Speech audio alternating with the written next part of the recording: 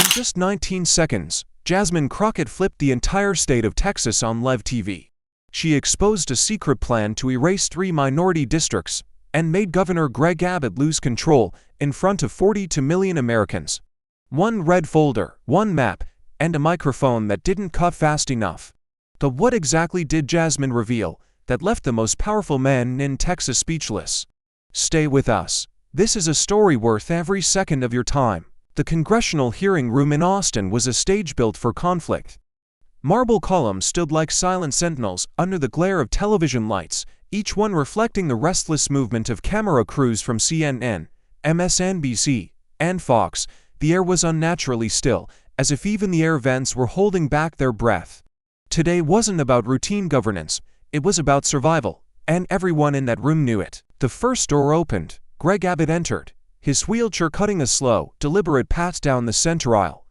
Flanking him were 2 aides in dark suits and a pair of state troopers whose eyes scanned the room like they were expecting an ambush. Resting on his lap was a thick black envelope stamped in urgent red letters. Urgent. His expression was a mask carved from granite. No nods, no smiles, just forward focus on the long oak table where the hearing would ignite. The press lenses followed him like predators tracking prey. Then, from the opposite side of the chamber, another door swung wide. The energy shifted instantly, the quiet breaking like a glass drop on stone. Jasmine Crockett stepped in wearing a sharply cut white suit, the color of defiance under the blinding lights.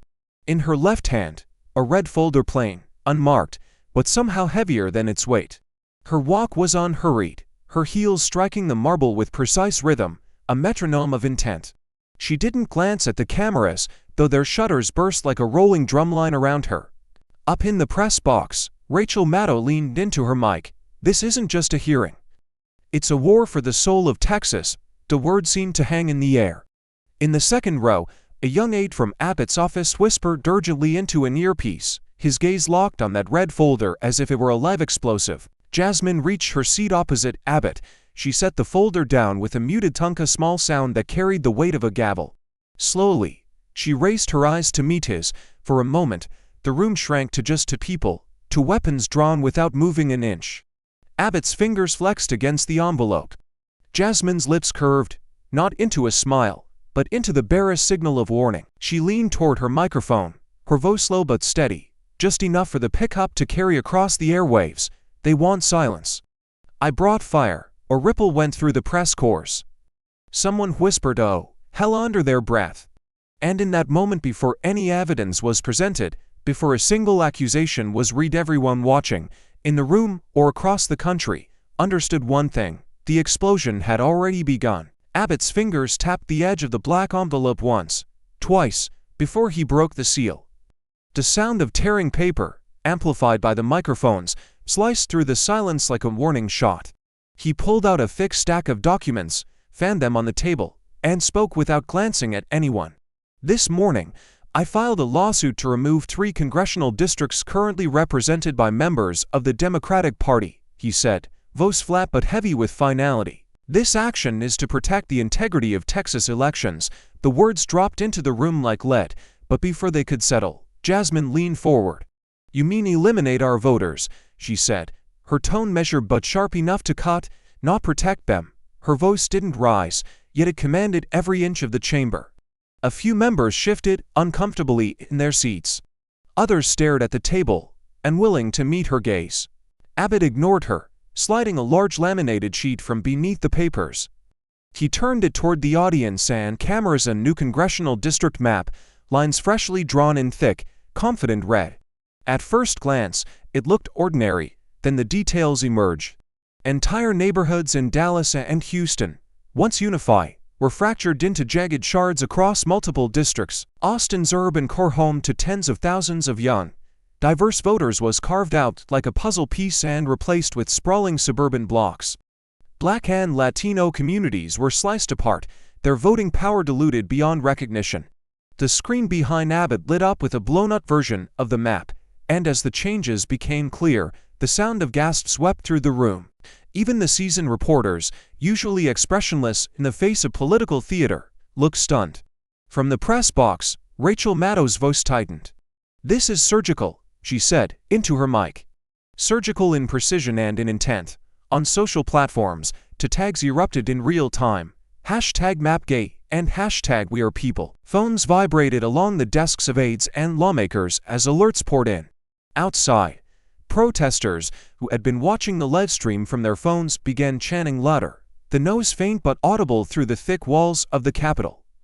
Abbott kept talking, detailing percentages and boundaries as though he were reading a real estate deed, his words almost clinical in the face of what they meant. Jasmine didn't interrupt again yet. She sat back, fingers resting lightly on the red folder, eyes never leaving the governor's face. The cameras caught the faint twitch of her thumb against the paper's edge, a silent drumbeat of restrained fury. She let him finish every line, every justification, the room hanging on a tension that felt ready to snap. And when he finally set the map down, she leaned in just enough for her voice to carry. "Governor," she said, calm but cold, "you didn't redraw a map, you drew a weapon." For a long moment after Abbott set the map down, the room held its breath. Jasmine's fingers, still resting on the red folder, tightened just enough to crease the cardboard. Then, without asking for recognition from the chair, she pulled it open. A soft snap of the metal clasp echoed unnaturally loud through the chamber, as if every mic had been waiting for it. From inside, she drew a stack of printed emails, black ink on white paper, edges marked with her own annotations in red. She held them in the air for a second, letting the cameras frame the shot. "These," she began, her voice steady but threaded with heat, "or internal communications from the governor's own staff." She took a breath, flipping to the top page. "In these emails, they discuss something called target zones. That's their term, not mine, for neighborhoods identified for removal from their current districts." She walked the first sheet to the clerk's table, where a staffer fed it into the overhead projector. Within seconds, the words appeared on the massive screen behind Abbott: "Make sure Crockett's district is dismantled first."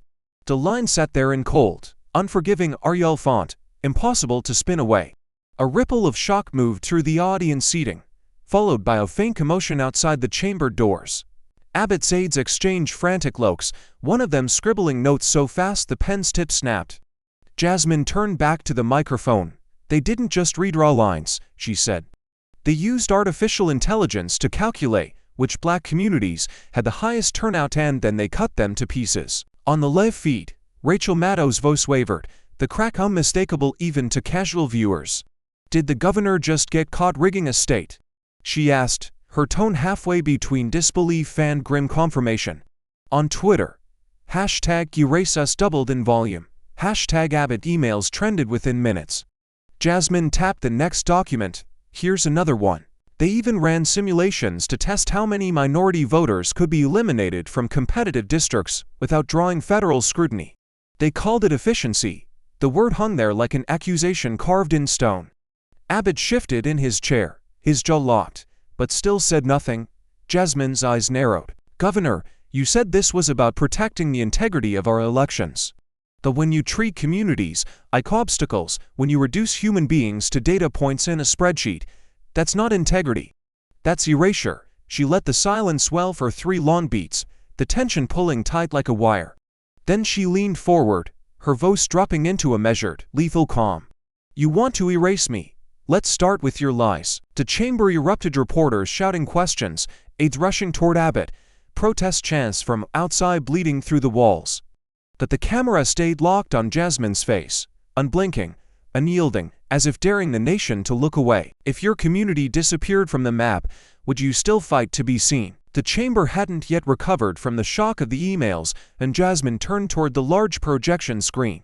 "Let's look at what they've done," she said, her voice steady but edged with something that made the room lean forward. With a signal to her aide, the lights dimmed slightly, and 2 maps appeared side by side, Texas as it was, and Texas as Abbott intended it to be. At first glance, the difference seemed subtle. Then, as her aide began the animation, the truth unfolded in brutal clarity.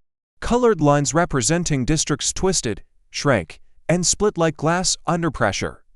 Majority black districts in Dallas and Houston fractured into thin slivers stretching across multiple, distant boundaries, severing neighborhoods that had voted together for decades. Immigrant communities in El Paso and the Rio Grande Valley were diluted into sprawling, majority white districts hundreds of miles away. In Austin, The vibrant urban core was gutted and spliced into suburban zones with entirely different demographics. It was cartographic surgery, precise, calculated, and merciless. Rachel Maddow's voice cut into the live feed. Low and grave, this isn't redistricting. It's redlining in a new suit. On social media, the hashtags that had been trending began to multiply. Hashtag Mapgate, hashtag Abbott emails, hashtag lines of power. In the back of the chamber, an older woman pressed her hand to her mouth as if trying to hold in a cry. Jasmine let the animation loop once more before speaking. They didn't just redraw lines. They tore communities apart, house by house, street by street, until the votes that once carried weight became a whisper. She clicked a remote, and the screen shifted into a montage archival footage of Abbott smiling as he signed the so-called Election Security Act just months earlier. Cameras flashed, allies applauded, the governor's pen glided across the page. Over the footage, Jasmine's voiceover read the bill's most controversial clause. The state may enact emergency redistricting measures to protect election integrity. She paused on the word emergency, letting its hollowness speak for itself. Then came the voice of a witness. A middle-aged school principal stepped to the microphone, her hands gripping the podium as if to steady herself. 70% of my students, she began, will no longer have a congressional representative who knows their community. Many of their parents are immigrants, legal voters who now have to drive hours to reach an office that doesn't speak their language. Her voice cracked, but she didn't stop. We tell our kids their voices matter. What do I tell them now? The room fell into a heavy, suffocating silence. Even Abbott's usual allies avoided his eyes. Jasmine closed the remote and let the screen fade to black, the absence of the map leaving a deeper void than its distortion had. When you break a map, she said softly, you break the people it's meant to serve. The words hung there, unchallenged, daring anyone to pretend they hadn't seen what they just saw. The screen was still black when the committee chair cleared his throat. We have one more witness, he announced, scanning a sheet in front of him. The name caught Jasmine's attention and instantly. Marcus Reed. A murmur rippled through the chamber as a man in his mid-30s stepped forward from the side entrance, flanked by two plainclothes officers. He wore no tie, just a dark shirt with sleeves rolled to the elbows, and his eyes darted toward the cameras before locking on Jasmine for the briefest moment. This is Mr. Reed, the chair continued, a former GIS analyst contracted by the governor's office. The words former and governor's office seemed to hang in the air like a warning.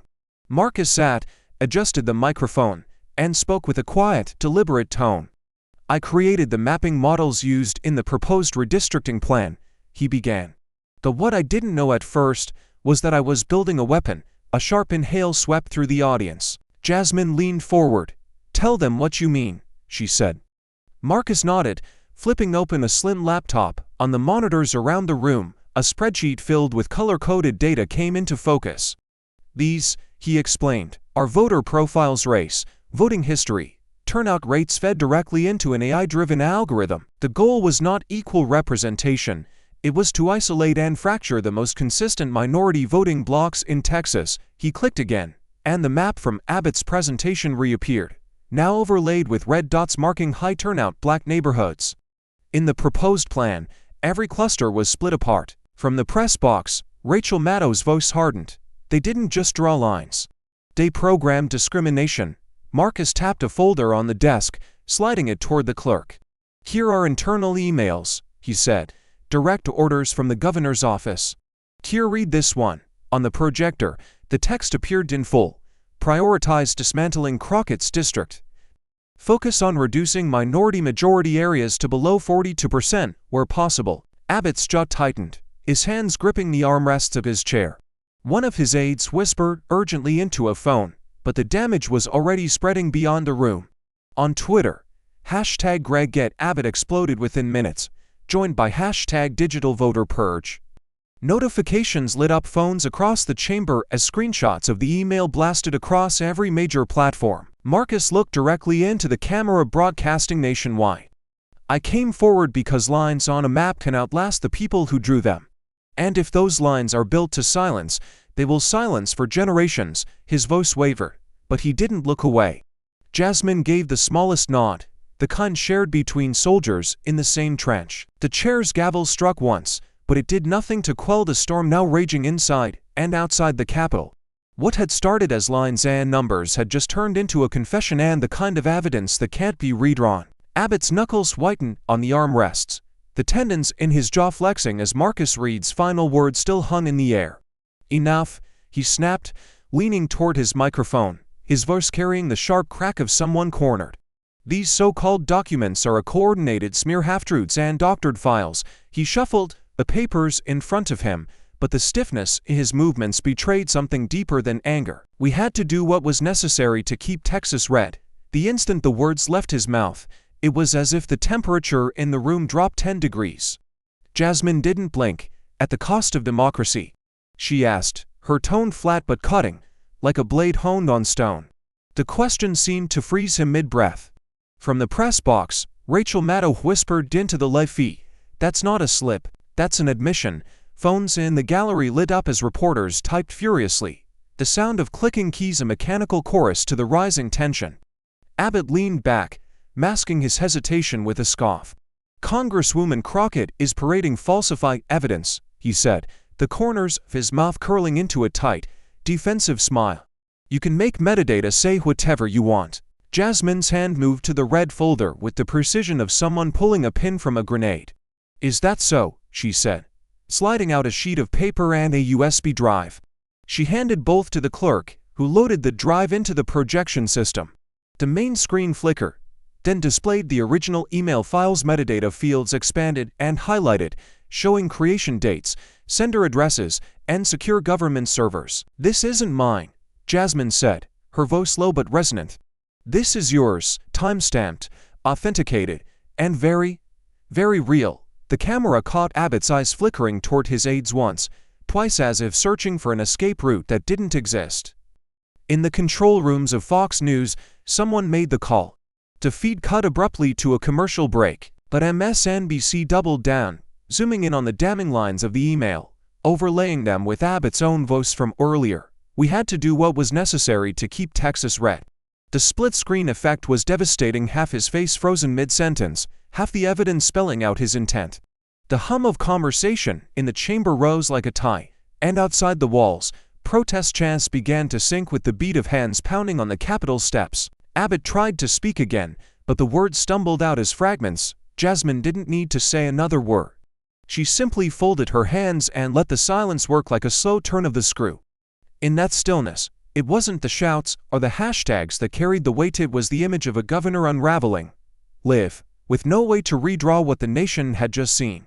What defines an American vote? Your address or your identity? Abbott's wheelchair had barely cleared the chamber doors, and the clip began its journey. In the third row, Eileen Garvey, a 20-year-old political science major from Austin, sat frozen, phone still in her hand, the recording timer flashing red. She had caught it all. Jasmine leaning forward, eyes like sharpened glass, voice steady as a blade. "I won't vanish so you can win." No music, no filters, no cuts, just raw, unflinching truth. She hit upload, and the algorithm seized it like dry tinder in a wildfire. In the first hour, the clip cracked 1 million views. By the second, it was 6 million. At the 3-hour mark, 15 million and climbing. Duets popped up of strangers mouthing Jasmine's words, kids in hoodies with fists raised, grandparents in rocking chairs nodding with quiet pride. Someone looped the audio over footage of marching crowds. Another stitched it into a historical montage of civil rights protests. It was no longer just a quote, it was a rallying cry stamped across a generation's feet. Downtown Austin felt the tremor first. Students and office workers poured into the streets, phones still in hand, their faces lit by the same clip. Handwritten signs emerged in minutes. "We are not districts, we are people. Maps don't erase US." The chant started with a handful of voices, then rolled outward until the air itself seemed to thrum. "We are not districts, we are people." News choppers caught the wave of bodies converging on the Capitol, hundreds swelling into thousands, their voices ricocheting off the limestone walls where Abbott had made his stand hours earlier. That night, Rachel Maddow played the clip 3 times in a row, slowing it on the moment Jasmine's words hit. "This," Maddow said, leaning toward the camera, "is what moral clarity looks like. The last time I felt this weight was reading John Lewis's speech from the Edmund Pettus Bridge. To fight is different, but the courage is the same." Her voice softened, and courage is contagious. On Twitter, a single question trended above every political story: should Governor Abbott resign? By midnight, over 400,000 people had voted. 78% clicked yes. The hashtags #EWONTVanish and #WeArePeople surged past #Mapgate, spilling beyond political circles into music, sports, and entertainment feeds. A WNBA star tweeted, "She's the voice we need." A country singer posted the clip with the caption, "Democracy means all of us." Even a late-night comedian closed his monologue by replaying Jasmine's words to roaring applause. Back on campus, Elena sat cross-legged under a live oak, her phone buzzing like a trapped insect. She wasn't an activist yesterday. Today she was the accidental spark of a national blaze. "I just wanted people to see," she told a local news crew. Then another alert lit her screen. Another million views, another flood of comments asking how to join the next march. She glanced up toward the glowing dome of the Capitol in the distance. The clip had started in one room, but now it owned the streets, and the streets weren't giving it back. The cheers from the crowd outside the Capitol were still echoing in Jasmine's mind when her chief of staff burst into the office, face pale. "We've got a situation," he said, before the sound of boots in the hallway drowned him out. Capitol Police swept in, weapons drawn, ordering everyone to stay back. An officer leaned toward Jasmine and spoke in a clipped whisper, "We received a swatting call. Armed suspect inside, targeting your office." The air thickened instantly, every second stretching long enough to hear her own heartbeat. Officers moved with calculated speed, clearing each adjoining room, their radios hissing with updates.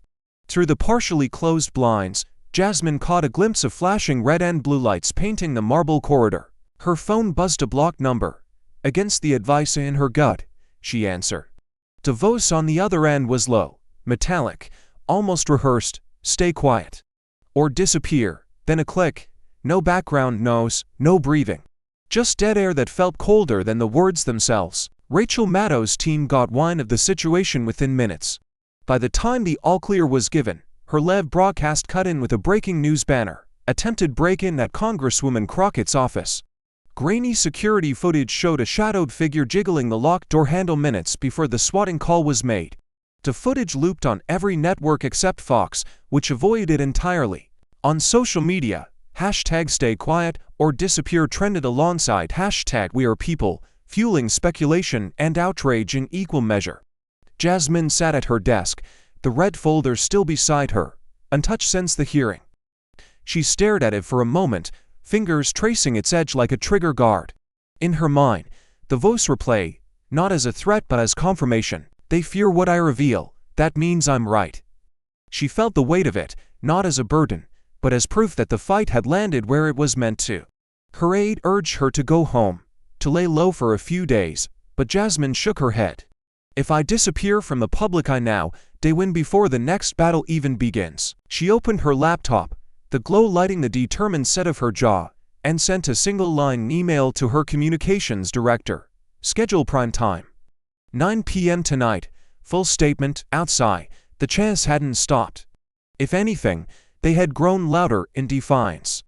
Jasmine stood, straightened her suit jacket, and walked to the window. From this height, the crowd looked like a living, breathing organism, thousands of heartbeats sensed to a cause. The same words rolled upward in waves: "We are not districts, we are people." She let the sound fill the room, her decision already made. If they thought fear would silence her, they had misread the map. By late afternoon, the fight had shifted from the marble corridors of the Capitol to the cold, fluorescent-lit offices of the courts. Word came in that Abbott's legal team had filed an emergency injunction, an 11th-hour attempt to block Jasmine from presenting any of her evidence in a public forum. The document, hastily assembled and stamped urgent, argued that releasing the files would irreparably harm the stability of the state. Jasmine read the phrasing twice, her lips curling into something between disbelief and contempt. "They mean harm them," she murmured, sliding the injunction aside like a piece of spoiled fruit. As her team debated the legal angles, another alert hit her phone, this one from the Department of Justice. It was official. The DOJ had opened a formal investigation into potential civil rights violations tied to the Texas redistricting plan. The announcement rippled through the political world like a shockwave. MSNBC's Chiron screamed federal civil rights probe into Abbott, while even traditionally conservative outlets carried the story in clipped, cautious headlines. Outside, the protest crowd roared when they saw the news flash on their screens. Inside the Senate, the fracture lines were showing. Two prominent Republican senators released carefully worded statements condemning any action that undermines voter integrity without naming Abbott directly. By the end of the hour, 3 more had added their voices, the political scent of blood pulling them away from the governor's side. Reporters swarmed the hallways, shoving microphones at anyone in a suit, trying to catch a hint of the tide turning. Jasmine's office had become a war room. Staffers moved like chess pieces, passing folders, updating screens, double-checking lines in the speech she would deliver at 9. The red folder sat at the center of her desk, a silent anchor in the storm. She paused in the middle of reviewing her notes, her gaze drifting to the window where the crowd had swelled into a sea of movement. The chants rose even here, muffled but insistent, as if carried by the building itself. For a moment, she let herself lean back, eyes closed. The weight of the day pressed in, the threat call, the break-in attempt, the court maneuver to silence her, the knowledge that each step forward seemed to invite another strike. A tear slipped free before she caught it with the back of her hand. She inhaled deeply, slow and deliberate, the kind of breath a soldier takes before walking into enemy fire. When she opened her eyes, the hesitation was gone. "Load the full statement," she told her communications director. "No redactions. No compromises." Her voice was steady now, her posture unshakable. She stood, smoothing the front of her jacket, and picked up the red folder. In less than an hour, the cameras would be live, the nation watching, the governor cornered, and the next move hers to make. Would you risk your safety to protect someone else's vote? The Senate hearing room felt different the next morning, less like a place of procedure, more like a theater where the next act had been written overnight. Cameras tracked Jasmine as she took her seat, the red folder still in her hand, its presence as much a warning as a promise. Across from her sat Senator Ken Ibarra, a Republican from the southern border, his expression calm on the surface, but betraying tension in the way his fingers tapped the desk. The chairman called the session to order, but the air was already heavy with the inevitability of confrontation. Jasmine wasted no time. "Senator Ibarra," she began, her voice carrying cleanly across the room, "you voted in favor of the governor's map, correct?" Ibarra nodded once, eyes narrowing slightly.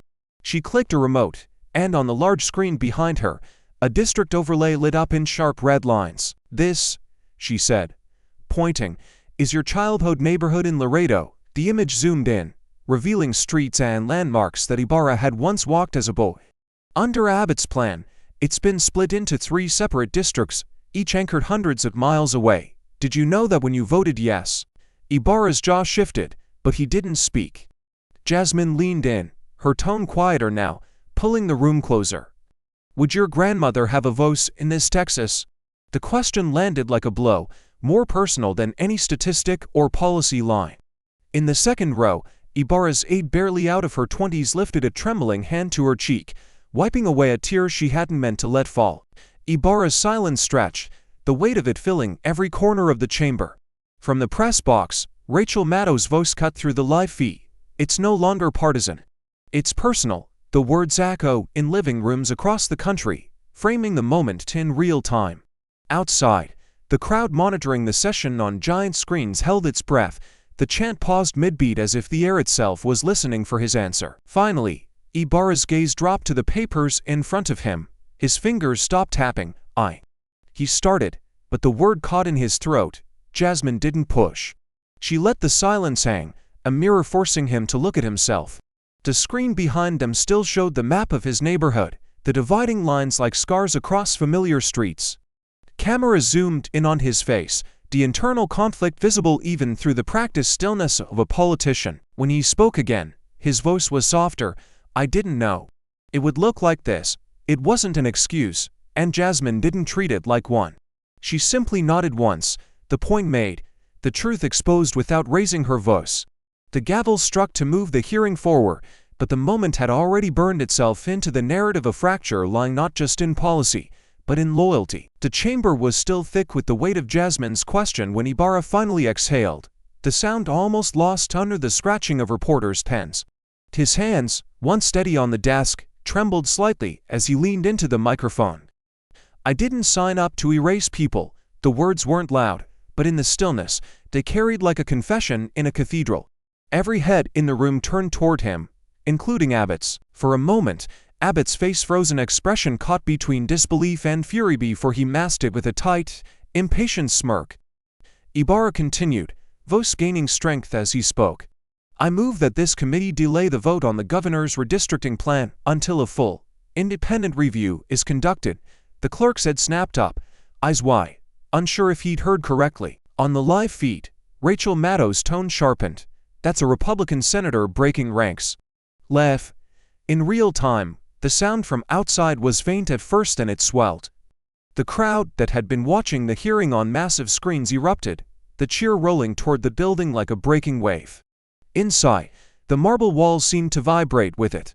Jasmine allowed herself the smallest smile, the first one anyone had seen on her face all day. It wasn't triumphant, it was the kind of smile that comes when a door, long thought locked, cracks open just enough to let the light in. Abbott, however, wasn't smiling. His jaw worked as if he were chewing glass, his hand gripping the armrest so hard the veins stood out against his skin. He didn't speak to Ibarra, didn't acknowledge the motion.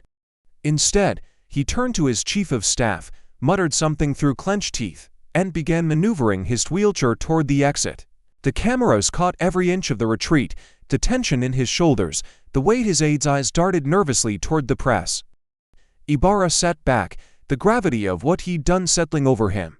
He didn't look at Jasmine, but she inclined her head in silent acknowledgement. Around them, the committee erupted into whispered calculations, aides rushing to relay the news to their respective offices, journalists firing off tweets that would hit millions of timelines before Abbott even cleared the hallway.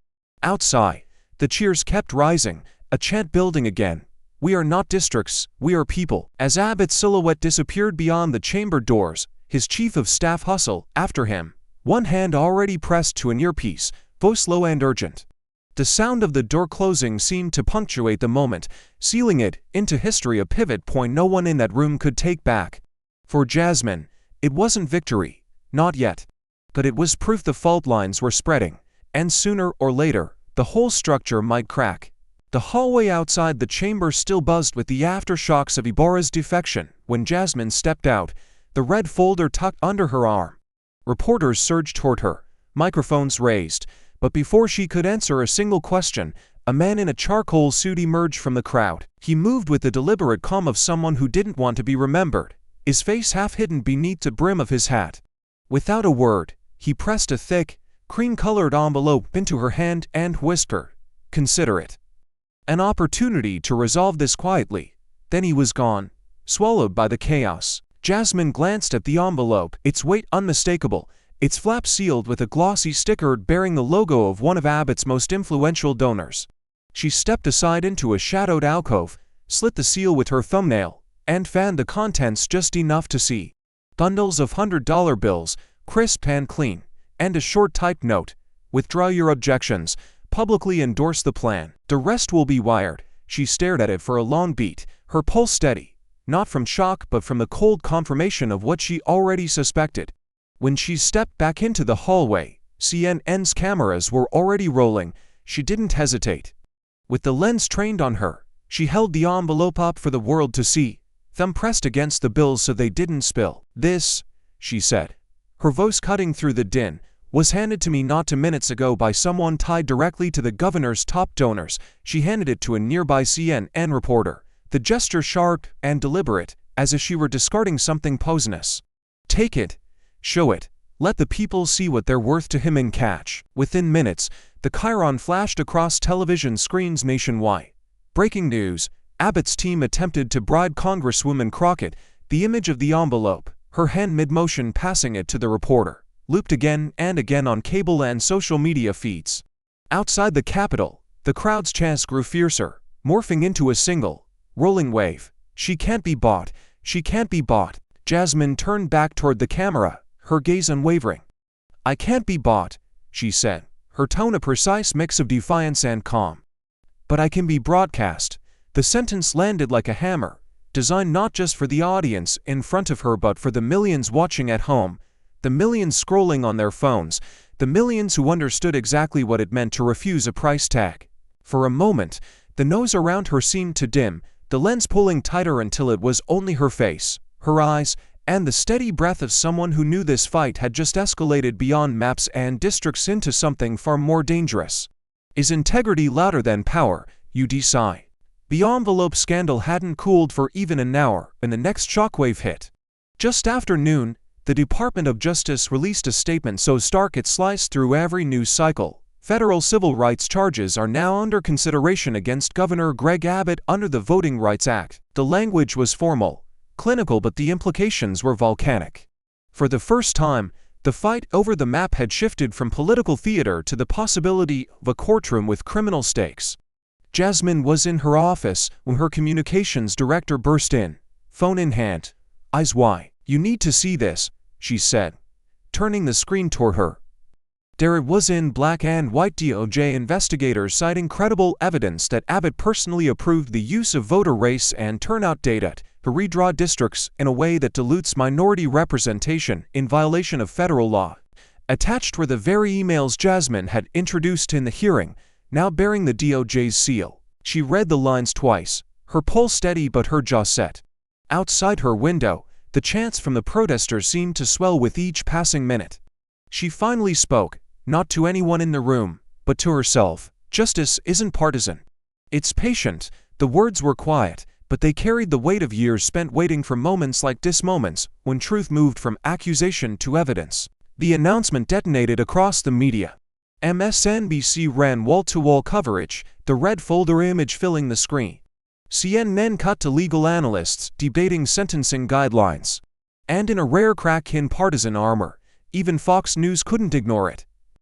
On an afternoon panel, a conservative commentator with close ties to Texas politics shook his head and said, "If these emails are authentic and the DOJ seems to think they are, Abbott's position is untenable. He should consider resigning." The host, visibly caught off guard, tried to pivot to another topic, but the moment had landed. Inside the Capitol, the ripple effects were immediate. Staffers whispered in hallways, Republican lawmakers began quietly canceling public appearances, and Abbott's press secretary released a terse statement denying any wrongdoing while refusing to answer questions. Cameras swarmed the governor's wing of the building, but his office door remained shut, blinds drawn tight. Jasmine didn't call a press conference, not yet. Instead, she stood by the window, watching the crowd outside grow denser by the hour. The air was thick with chants, signs, and the sense that something irreversible had begun. In her hand, she still held a printed copy of the DOJ statement, the seal at the top like a brand on the page. She knew the battle was far from over, but for the first time, the weight pressing on her chest felt lighter. The map fight had just crossed a line Abbott couldn't redraw. By the next morning, the streets of Austin were no longer the only battleground. From Los Angeles to Atlanta to Chicago, tens of thousands poured into city squares, waving signs that had traveled hundreds of miles in the backs of pickup trucks and on the shoulders of strangers. The same phrases echoed in every time zone: "We are not districts, we are people," as drone shots broadcast an unbroken chain of protests stretching coast to coast. Helicopter footage from Atlanta caught a moment when two separate marches met in front of the state capitol, their chants merging into a roar so loud it rattled the glass of the building behind them. In Chicago, the crowd swelled along Michigan Avenue, blocking traffic for hours. Bus drivers honked in solidarity. Office workers leaned out of windows, filming the endless stream of bodies carrying handmade banners. One read, "Don't erase US," another, "Lines don't define people." In Los Angeles, the protests started in front of City Hall but quickly spilled into the streets, forcing the LAPD to divert entire bus routes. The air was electric, not with chaos, but with unity, the kind of unity that made politicians nervous. In Washington, Jasmine's office began receiving envelopes and packages by the dozens. Some were petitions, others hand-drawn maps from school children, each scrawled in colored pencil with neighborhood circled and labeled home. One letter, written in careful, looping cursive on lined notebook paper, stopped her mid-meeting. It came from a 12-year-old in Houston. "If I don't see myself on the map, do I exist?" Jasmine read it twice before setting it down, her hand lingering on the page as though holding on to the weight of the question itself. That evening, she stood at the podium in the Capitol press room, the DOJ statement still fresh in the public's mind. Cameras clicked in rapid bursts as she unfolded the letter and began to read aloud. "If I don't see myself on the map, do I exist?" Her voice didn't waver, but somewhere between the words and the silence that followed, a tear slid down her cheek. She didn't brush it away. On live national television, she let it fall, catching the light as it traced the line of her jaw. Rachel Maddow's voiceover carried the moment into living rooms across America. This isn't just policy, it's identity. The clip replayed on every major network, spliced alongside images of marching crowds and the DOJ's seal. Outside the Capitol, the protesters had quieted for a moment, huddled around their phones, watching her speak. Then, almost in unison, the chants resumed louder than before, shaking the barricades not with anger, but with something stronger: belonging. And somewhere in the governor's office, behind closed blinds and locked doors, Abbott watched too. It started as a routine morning briefing, the kind Jasmine's team could run in their sleep. Staffers shuffled through talking points, cross-checking media appearances, when a sudden chime broke the flow. One of her aides glanced at her laptop and froze. The screen flickered, the cursor darting like it was possessed, folders opening and closing on their own. Then, just as quickly, the machine went black before rebooting with a single, unfamiliar desktop icon pulsing in the center. A warning from IT confirmed the fear Jasmine's staff laptop had been breached. The intruder had bypassed firewalls, encryption, everything. Minutes later, her communications director's phone lit up with a breaking news alert: confidential Crockett files leaked online. For a heartbeat, the room went still. Then they opened the first link. What they saw wasn't a smear job. It was the truth unfiltered, unedited, and far more damning for Abbott than for her. One folder in particular drew immediate attention. Its title was clinical, almost sterile, redacted: Minority Turnout Reduction Plan. Inside, spreadsheets and memos outlined voter suppression strategies in chilling detail, down to targeting low-margin neighborhoods for polling site closures and using predictive models to cap minority turnout at acceptable thresholds. Each document carried the metadata linking it to the governor's office. Jasmine's aide whispered, "They hacked us thinking it would kill you. They just handed you the smoking gun." Within the hour, MSNBC had the folder on air. Rachel Maddow's voiceover was low and deliberate as the camera panned across highlighted sections of the leaked files. "These aren't allegations. These are instructions, and they are signed, time-stamped, and traceable." The network didn't just air the contents. They overlaid them with images of the protests from the night before, the chants becoming a haunting background score to every line of text. Social media detonated #turnoutplan and #redacted no more surge, eclipsing even #wearepeople. Legal analysts called it a blueprint for disenfranchisement. Civil rights groups announced emergency meetings. Outside the Capitol, protesters had stopped chanting for the moment, huddled around their phones, reading the documents in real time. Abbott's office issued no statement, no denial, no spin, no counterattack, just silence. And in that silence, the weight of what had been exposed grew heavier by the minute. To some, it felt like confirmation. To others, it was the quiet before an even greater storm. Jasmine stood at the edge of her office window, looking down at the crowd below.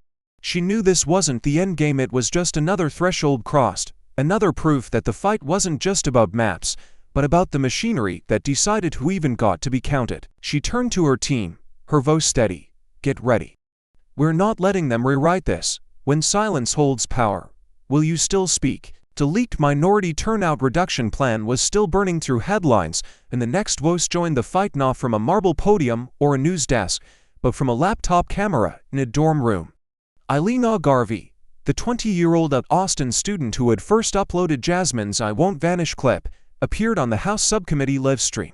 She sat straight-backed, eyes steady, the faint buzz of campus life audible behind her. "Jasmine Crockett," she began, "gave me a future back.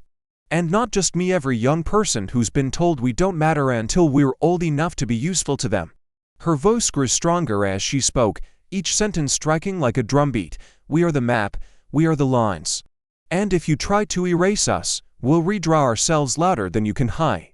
In living rooms, coffee shops, and classrooms, her words cut through the noise like a flare against a night sky. Social media lit up again, this time with Gen Z flooding hashtags, reposting her testimony with captions like "She speaks for us and we are not waiting our turn." By midday, the impact was tangible. High schools in Houston, Dallas, San Antonio, then further into rural counties organized synchronized walkouts. Drone footage captured students streaming out of buildings in waves, some carrying cardboard maps with their neighborhoods outlined in bold marker, others holding up their phones, replaying Alina's speech through portable speakers. Teachers stood in doorways watching the exodus, some with tears in their eyes, others filming quietly. Inside the governor's office, Abbott watched the coverage on mute. His aides traded nervous glances, gauging whether this was a ripple or a tie. He broke the silence with a dismissive snort. "They're children," he said flatly, as if that stripped them of weight. But in the committee chamber, Jasmine's reply came almost instantly, captured live on C-SPAN. "They're citizens." She didn't raise her voice. She didn't need to. The certainty in her tone landed harder than a shout. In that moment, the frame split across multiple networks. Abbott on one side, lips pursed in irritation, Jasmine on the other, her gaze steady as steel. Outside the Capitol, the chants of "We are the map, we are the lines" rose again, carried by thousands of young voices that refused to be background noise. The image looped endlessly online, two visions of Texas colliding in real time, the future refusing to wait for permission.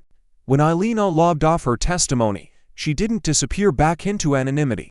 Her inbox flooded with requests from student leaders in other states, from civic groups, from journalists. What had started as a shaky video on a phone had become a movement, and she knew it. Across the city, Jasmine watched the last few seconds of a livestream on her monitor. She smiled, just barely, and whispered to herself, "The map's already changing." The chamber felt like it was holding its breath, the air dense with the weight of every headline, every protest, every sleepless night that had brought them here. Jasmine Crockett walked in first, her heels striking the marble in a rhythm that sounded almost like a countdown. Abbott sat at the far end, flanked by aides, his jaw set so tight it looked carved from stone. The gallery was packed, press wedged shoulder to shoulder, students from the walkouts pressed against the railing, their homemade signs hidden under jackets until the right moment. C-SPAN's red light blinked on. Jasmine didn't waste time. She stepped to the microphone, slid a flash drive across the clerk's desk, and said, "Play track 7. The speakers crackled, then filled with a deep, unmistakable voice. Crockett's district goes first. It was Abbott, caught in the unguarded language of power, stripped of the veneer of policy talk. The words hung in the chamber like a blade suspended by a thread. Abbott's head snapped toward her, face flushing. "You edited that," he barked, the accusation sharp enough to echo. Before Jasmine could reply, a figure in a Navy DOJ badge stood from the side benches. The official's voice was calm, almost surgical. "It's authentic," they said, holding up a certified chain of custody log. The room exploded, not in chaos, but in a collective, visceral exhale. Gasps, muffled cheers, even a sob from somewhere in the crowd. Reporters fumbled to tweet before the moment passed, their phones vibrating with alerts faster than they could type. Abbott pushed back his chair so hard it screeched against the floor.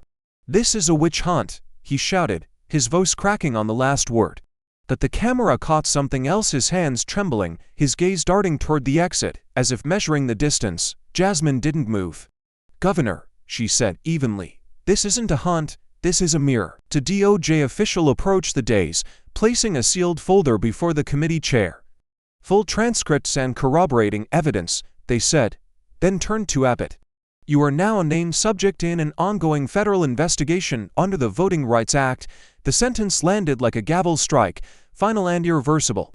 Outside, the chants from protesters swelled, somehow sensing the shift inside. "We are the map, we are the lines." CSPAN's ticker flashed, viewership record broken. 14.2 million watching live. In homes across the country, people leaned forward, some whispering finally under their breath. Abbott stood frozen, cornered not by walls, but by truth. Jasmine's eyes didn't waver. She had been waiting for this pivot in the fight, the moment the defense collapsed under its own weight. And then, in one fluid motion, she turned from Abbott to the cameras. "This is what erasure looks like when it's caught," she said, her voice steady, unflinching. "Now every voter in America can decide if it's worth stopping. The chamber erupted again, the nose rolling like thunder, and for the first time all session, Abbott didn't have a single word left. The roll call began like the slow tightening of a noose, each name a step closer to the moment neither side could take back. The clerk's voice echoed against the chamber walls steady, impartially, yet each syllable landed with the weight of a hammer. Jasmine sat still, pen motionless in her hand, eyes fixed on the digital board where the tally flickered in real time. For most of the session, the red lights had outnumbered the green. Then, the first Republican flipped, the red turned green. A murmur rippled through the gallery, the kind that made reporters lift their heads and photographers lean in. The second flip came faster, followed by the third, each one a public act of defiance against Abbott's grip. He shifted in his seat, jaw working as if chewing on words he couldn't afford to speak. By the time the sixth defection lit up the board, you could feel it in the air. The tide had turned, and Abbott could see it drowning him in real time. The ninth Republican's eye dropped like a final car in a long, brutal game. The board blazed with more green than red. The clerk's voice rose, with a majority in the affirmative. The motion to invalidate the redistricting plan passes. The sound was met by an eruption, cheers from the gallery, applause from the student bloc, and even a gasp of disbelief from a few who had bet against her. Jasmine didn't raise her fists or bask in the spotlight. She turned to her aide, Eileen Algarve, and pulled her into a quiet, fierce hug, the kind that says we survive. Abbott stood, his face a study in controlled collapse. He didn't shake hands, didn't meet eyes, didn't speak to the press. His security detail closed around him like a shadow as he slipped out a side door, away from the cameras, away from the roar. For him, the nose outside might as well have been miles away. For Jasmine, it was a promise that the fight had left the chamber and entered the streets. As the room settled, Jasmine stepped back to her desk, fingers brushing the edge of the red folder that had carried her evidence through this entire war. She didn't open it, she didn't need to. Instead, she looked straight into the C-SPAN lens, her voice low but steady. Would you redraw the world if no one else dared to?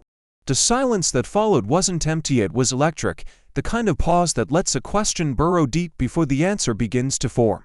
Outside, the chant rose again, louder, carrying her words into the night. The morning after the vote, Jasmine's office was flooded not with lobbyists or reporters, but with envelopes. Some were scrawled in crayon, others typed on yellowing typewriters, the paper soft from being folded and unfolded too many times. One was from a 10-year-old in Lubbock. You gave us back our lines. Now I know where I belong. Another came from a Vietnam veteran in El Paso. I fought for this country overseas. You fought for it here. Same war, different battlefield.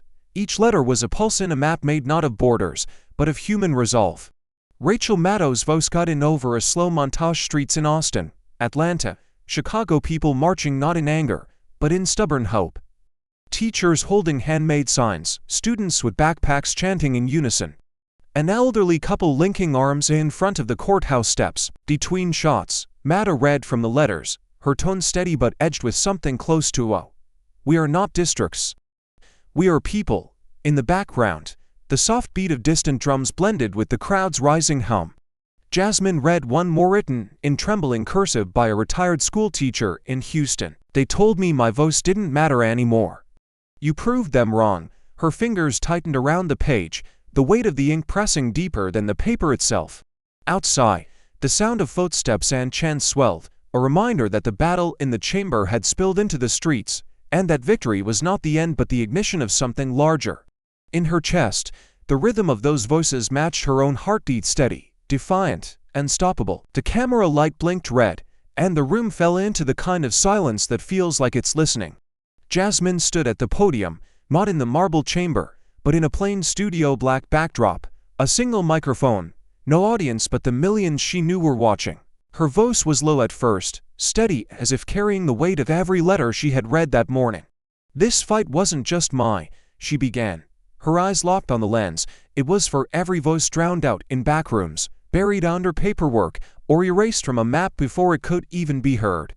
Clips cut in, children waving signs in the rain, a veteran saluting outside the Capitol, a teacher closing her classroom door to join walkout. Jasmine's voice grew sharper, the rhythm deliberate.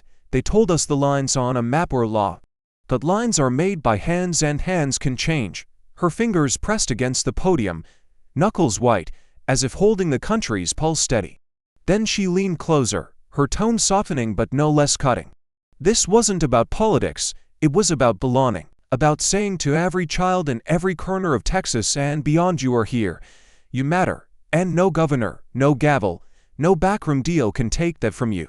A pause hung heavy, long enough for the weight of her words to settle. She straightened, looking directly into the lens, her final words a quiet detonation. They redrew borders. But we redrew meaning. The screen faded slowly to her silhouette still, unyielding before cutting to black. Over the darkness, the sound of the crowd outside rose again, not fading, but swelling, as if the fight had only just begun. The black screen lingered for a beat too long, the silence thick enough to make viewers lean forward. Then, in stark white letters, a single line appeared. Comment below, what truth still needs to be unsealed? The question hung there like a challenge, a mirror held up to millions of living rooms, offices, and kitchen tables. Images began to flicker: protesters holding candles in Austin, students chalking new district lines on sidewalks in Chicago, veterans unfolding worn flags in Atlanta. Each frame bled into the next, stitched together by the unshakable hum of voices refusing to fade. Somewhere in that montage, a little girl held a crayon nap against her chest, the colors uneven, but defiantly bright. Then, over the swelling nose of the crowd, Jasmine's voice returned, not from the studio, but from the day she faced Abbott in the chamber. That same steel edge, the same refusal to bow. You can cut lines through paper, you can't cut through people. The final image froze, Jasmine standing on the Capitol steps, coat collar turned up against the wind, her gaze not on the cameras, but on the horizon. Over her still figure, the closing words burned into the screen. The map tried to erase her. Instead, it redrew a country. The screen faded to black again, but the chant, low, steady, unrelenting, remained for several seconds, echoing in the dark before dissolving into absolute silence. Real change doesn't wait for permission, it rises from the moment someone refuses to be erased. Jasmine's fight wasn't just about districts on a map. It was about dignity, belonging, and the unshakable truth that every human being deserves to be seen. In our own lives, we face quiet battles where injustice hides in plain sight, hoping we'll look away. But every time we speak, act, or stand our ground, we redraw the world into something fairer. The question is not whether the moment will come, it's whether you'll answer it. When it's your turn, will you be the one who stands? Thank you for watching until this moment and for standing with us on this journey for justice. Your support means everything. Like, subscribe, and turn on notifications so you never miss what's next. And we'd love to hear your thoughts. Leave a comment below and let us know what moved you most in this story. Together, our voices make a difference.